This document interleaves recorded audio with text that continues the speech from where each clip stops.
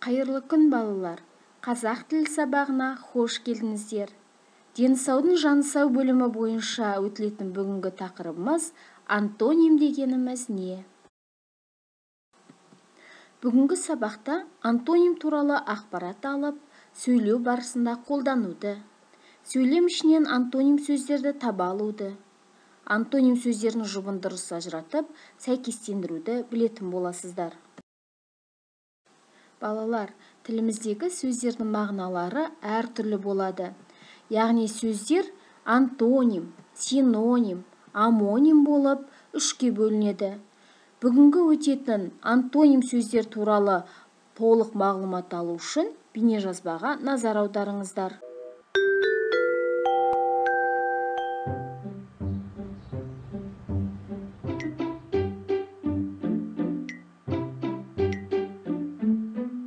Дана, сен не істеп отырсың? Мен ойланып отырмын. Не туралы ойланып отырсың? Қарындаш туралы ма? Иә, қараңызшы, мына екі қарындаштың қандай айырмашылығы бар? Айырмашылық дейсің бе? Мынау ақ қарындаш. Ал мынау қара қарындаш. Иә, дұрыс айтасың. Ақ және қара қарындаш. Тағы мына қарындаш қысқа. Онда мына қарындаш ұзын. Сондай-ақ мынау жуан қарындаш. Иә, ал мынау жіңішке. Ақ, қара, ұзын, қысқа, жуан, жіңішке. Бұл сөздер қарама-қарсы мағыналы сөздер деп аталады. Бұл сөздерді біз заттың сынын білдіретін сөздер деп оқыған едік. Иә, бұл сөздер заттың сынын білдіреді, әрі мағыналары бір-біріне қарама-қарсы. Иә, мен түсіндім. Қарама-қарсы мағыналы сөздер қандай қызық? Үлкен, кішкентай, түзу, қисық, аз, көп, биік, аласа. Иә, бұл сөздердің барлығы қарама-қарсы мағыналы сөздер. Аға, тек қана заттың сынын білдіретін сөздер ғана қарама-қарсы мағыналы бола ма? Жоқ, заттың қимылын білдіретін қарама-қарсы мағыналы сөздер де бар. Мысалы, шығу, кіру. Мезгілді білдіретін де қарама-қарсы мағыналы сөздер бар. Мысалы, күндіз, түн, қыс, жаз. Аға, қараңыз, Беки бір-біріне қарама-қарсы екі түрлі аяқ киім әкеліп қойыпты. Мынау үлкен, қара және ескі бәтеңке. Ал мынау кішкентай, ақ және жаңа бәтеңке.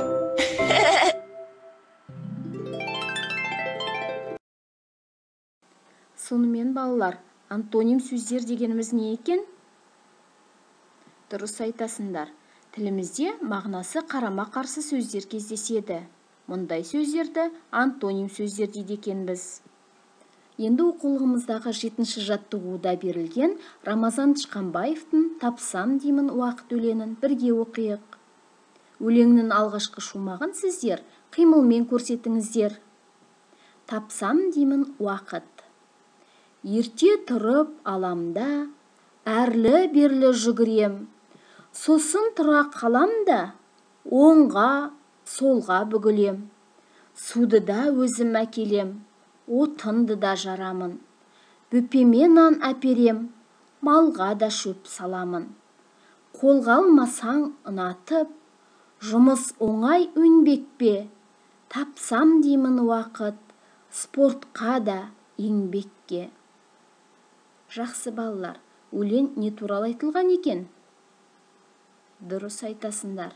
Өлеңнің алғашқы шумағы спортпен шұғылдануға байланысты айтылса, екінші шумағында еңбек туралы айтылған.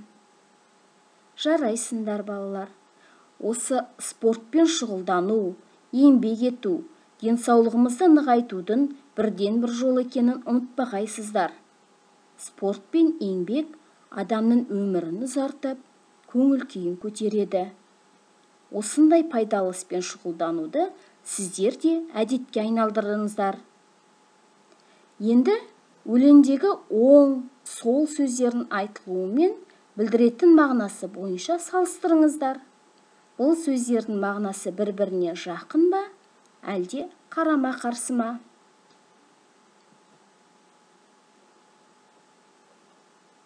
Иә, оңға, солға сөздері қарама-қарсы сөздер. Сіздер де дұрыс тапты деп ойлаймын. Балалар, осы тапсырманы орындау барысында сіздер өлеңде не туралы екенін айта алдыңыздар. Өлеңнің алғашқы шумағын қимылмен көрсеттіңіздер. Өлеңдегі оң, сол сөздерін айтылуы мен білдіретін мағынасы бойынша салыстыра алдыңыздар.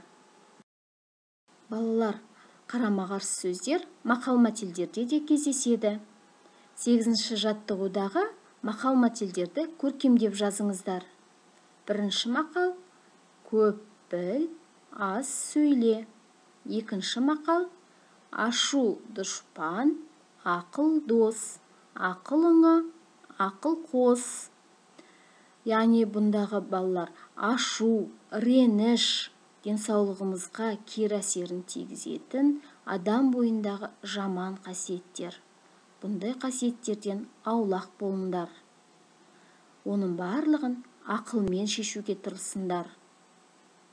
Енді балалар, мақалдардан мағынасы қарама-қарсы сөздерді табыңыздар.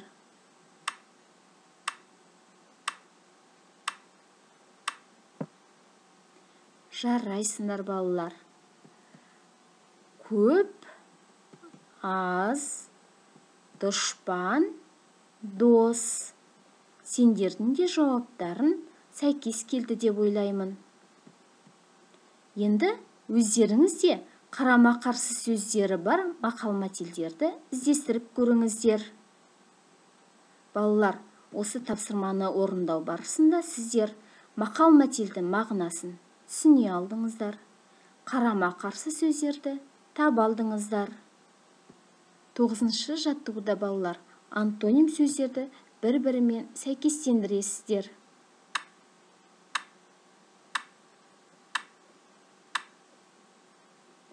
Енді балалар, жауаптарыңызды менің жауабыммен тексеріп көріңіздер.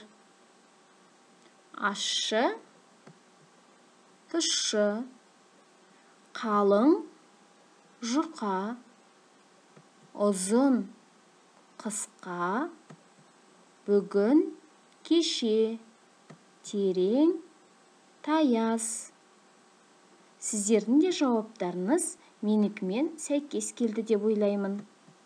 Жарайсыңдар балалар. Балалар, 10-шы жаттығуда өлеңді оқып, антоним сөздерді тауып көрейік. Күндіз де көреді, түнде де көреді. Жәнібек киноға жанын да береді. Ал енді қараңыз, азыпты балаң жүз. Әйнексіз көрмейді, әлжуаз баламыз. Осы өлеңдегі антоним сөздер дұрыс айтасыңдар. Күндіз, түнде, көреді, көрмейді. Бәрекелді. Ал енді балалар, өз ойларыңды сыныптастарымен, мұғаліммен бөлісіп ортаға сал. Төмендегі сұрақтарға жауап беріңдер. Қалай ойлайсың, баланың көзі неліктен нашар көретін болды? Теледидардан күндіз-түні кино көре беру дұрыс па? Жақсы балалар, ұялы телефонның, теледидардың алдында күндіз-түні қимылсыз отыру денсаулығымызға зиян екенін ұмытпайық. 11-ші жаттығуда балалар, өздеріңіз бос түркөздерге олардың тұсындағы сөздің мағынасына қарама-қарсы сөздерді тауып жазыңыздар. Балалар, сабағымызда қорытындылау үшін я, жоқ ойынын ойнап көрейік. Берілген сөздер антоним сөздер бола алады ма, әлде бола алмайды ма? Соған жауап берейік. Қонды, ұшты. Я. Таза, жаңа. Жоқ, дұрыс айтасыңдар. Қысқа, төмен. Жоқ, келді, кетті. Иә, әлсіз, әлді. Иә, ашты, жапты. Иә, жуан, жіңішке. Иә, тұщы, дәмді. Жоқ, жарайсыңдар оқушылар. Сендердің де жауаптарын менікімен сәйкес келді деп ойлаймын. Бүгінгі сабақты балалар қалай меңгергендеріңізді кері байланыс жасау арқылы қорытындылаңыздар. Бүгінгі сабақ сіздерге түсінікті болды деп ойлаймын. Сау болыңыздар.